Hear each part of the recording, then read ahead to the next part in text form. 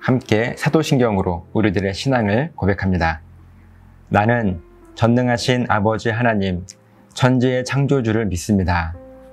나는 그의 유일하신 아들, 우리 주 예수 그리스도를 믿습니다. 그는 성령으로 잉태되어 동정녀 마리아에게서 나시고 본디오 빌라도에게 고난을 받아 십자가에 못 박혀 죽으시고 장사된 지 사흘 만에 죽은 자 가운데서 다시 살아나셨으며 하늘에 오르시어 전능하신 아버지 하나님 우편에 앉아 계시다가 거기로부터 살아있는 자와 죽은 자를 심판하러 오십니다. 나는 성령을 믿으며 거룩한 공교회와 성도의 교제와 죄를 용서받는 것과 몸의 부활과 영생을 믿습니다. 아멘.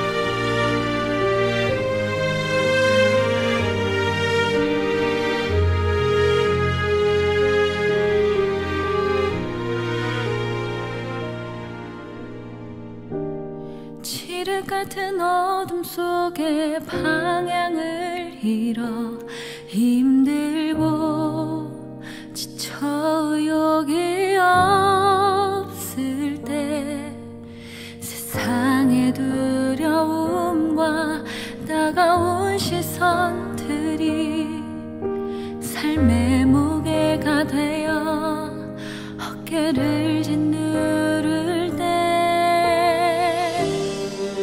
내 멋대로 살다 쓰라린 맛보고 실패 속에 낭망하고 주저앉고 싶을 때 너의 길을 맡기라 너의 삶을 맡기라 널 이루시는 분과 함께 걸어가는 길 한 걸음 또 걷다가 보면 우리 주가 인도하신 대로 걸어가겠네. 험한 골짜기라도 어려움이 있어도 날마다 함께 걸어가리라.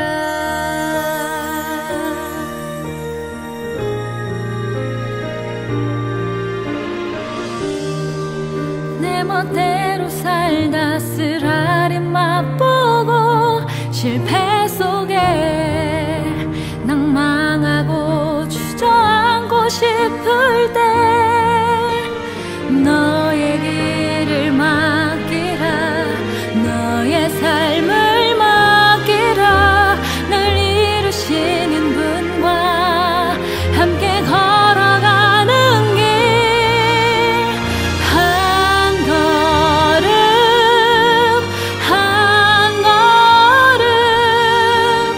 우리 주와 함께 날마다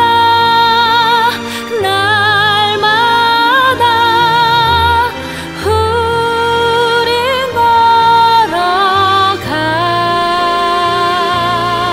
걸어가리. 손을 잡고 함께 걸으며 힘이 들 땐 주께 기대 보이신 생명의 길로 한 걸음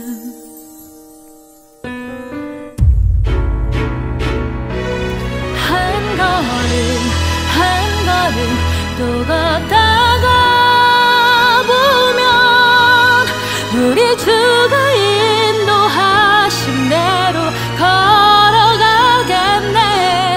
험한 곳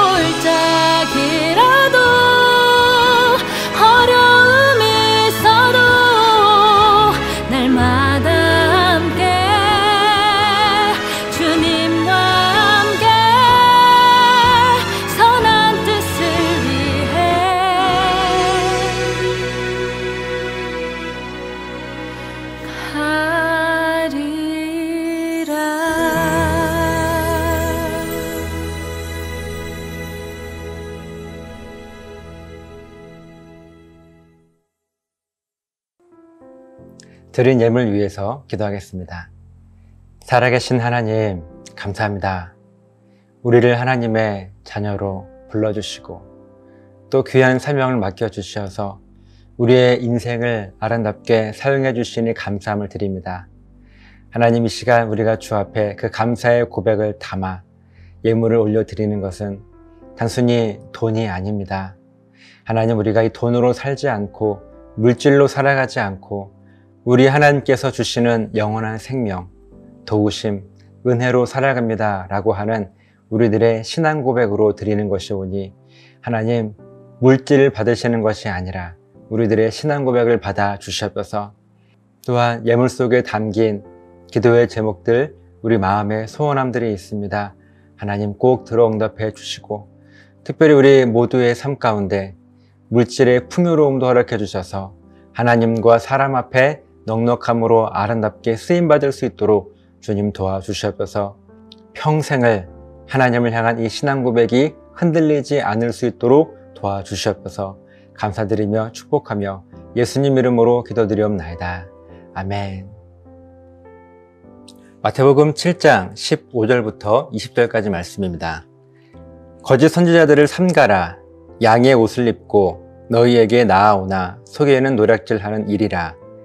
그들의 열매로 그들을 알지니 가시나무에서 포도를 또는 엉겅퀴에서 무화과를 따겠느냐. 이와 같이 좋은 나무마다 아름다운 열매를 맺고 못된 나무가 나쁜 열매를 맺나니 좋은 나무가 나쁜 열매를 맺을 수 없고 못된 나무가 아름다운 열매를 맺을 수 없느니라. 아름다운 열매를 맺지 아니하는 나무마다 찍혀 불에 던져지느니라. 이러므로 그들의 열매로 그들을 알리라. 아멘. 우리들은 산상수훈의 결론적인 부분에 대한 말씀을 함께 나누고 있는데요. 우리가 한 가지 분명하게 알아야 할 사실이 있습니다. 예수님께서 이 산상수훈의 말씀을 선포하실 때 이 말씀은 거기에 모인 수많은 무리들에게 하신 말씀이 아니라고 하는 사실이죠. 산상수훈의 말씀이 시작되는 마태복음 5장 1절 말씀을 보게 되면요. 예수님께서 무리를 보시고 산에 올라가 앉으시니 제자들이 나아온지라. 예수님께서는 수많은 무리를 보셨습니다. 그리고 산에 올라가 앉으셨습니다. 그런데 그 수많은 무리들 사이로 자기의 삶을 포기하고 인생의 모든 것을 예수님께 맡긴 아주 소수의 제자들이 예수님의 눈에 들어옵니다. 그리고 이어지는 2절에 입을 열어 가르쳐 이르시되 라고 말씀하고 계시죠. 예수님께서 이제 산상수훈의 말씀을 시작하시는데요. 이 말씀의 헬라어 원어의 의미를 보면요. 비로소 입을 열어 가르치기 시작하셨다라고 하는 그 말씀의 의미가 더 정확합니다. 그러니까 예수님은요. 수많은 무리들이 모였을 때는 아무 말씀도 하시지 않으셨어요. 그러다가 소수의 제자들이 예수님의 눈에 보이게 되었을 때 그때 비로소 그들을 향하여 가르치신 말씀이 바로 산상수훈의 말씀입니다. 그렇기 때문에 이 말씀은 아무나 이해할 수 있는 그런 말씀이 아니죠. 하나님께 구원을 선물로 받고 그 은혜 앞에 나의 인생과 나의 삶의 모든 것을 내어 맡긴 그 소수의 제자들, 바로 저와 여러분에게 하신 예수님의 특별한 가르치심이라고 하는 사실입니다. 우리가 이것을 알고 이 말씀을 보게 되면 더 깊은 은혜가 있습니다. 만약 이 말씀이 우리들에게 잘 이해가 되지 않는다면 우리는 우리의 신앙생활을 다시 한번 진지하게 돌아보아야 할 것입니다. 왜냐하면 이 말씀은 자기의 유익을 얻기 위해서 모인 그 수많은 무리들, 그들은 결코 이해할 수 없는 말씀이었기 때문입니다. 그리고 예수님께서 산상수훈의 이 결론적인 말씀을 선포하시는데 그 핵심이 무엇인가 하면요. 우리들에게 예수님께서 맡기시는 그 사명을 감당할 준비가 되었는가 라고 하는 것을 묻는 물음입니다. 본문 바로 앞에서는 넓은 문과 넓은 길, 그리고 좁은 문과 협착한 길에 대해 말씀하시면서 특별히 협착한 길은 단순하게 길이 좁다는 의미 정도가 아니었죠. 길 자체가 좁은 것이 아니라 정말 많은 사람들이 구원을 받고 좁은 문을 통과해서 들어왔습니다. 그래서 구원의 기쁨과 감격이 무엇인지를 경험했습니다. 그런데 막상 좁은 문을 통과해 들어온 그 길 앞에 수많은 사람들이 모여 있습니다. 그래서 쉽게 그 길에 들어갈 수가 없어 협착한 길이라고 말씀하고 있는 것입니다. 그런데 왜 그렇게 수많은 사람들이 그 길에 들어서지 못하고 그 길 앞에서만 머뭇거리고 있는가 하면요. 예수님께서 그 길 앞에서 사명을 맡겨주시는 거예요. 그런데 그 사명을 감당하겠다고 쉽게 결단을 내리지 못하고 있기 때문에 아직 그 길에 들어서지도 못하고 있습니다. 또 어떤 사람은 결국 머뭇거리다가 다시 넓은 길로 되돌아가는 사람도 있습니다. 그러면서 하시는 말씀이 넓은 길 끝에는 멸망이 기다리고 있지만 이 협착한 길을 통과해서 지나가게 되면 그 끝에는 영원한 생명이 우리를 맞이할 것이라고 예수님께서 우리를 위로해 주시죠. 그러면서 오늘 본문이 이어지는데요. 이번에는 길이 아니라 나무에 우리들의 신앙생활을 비유하고 계십니다. 먼저 16절부터 18절까지 말씀입니다.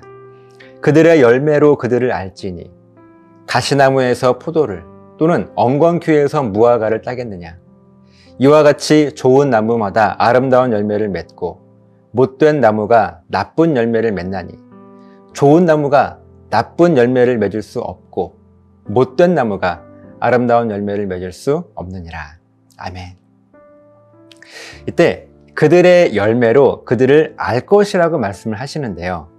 그들은 바로 저와 여러분을 가리키고 있습니다.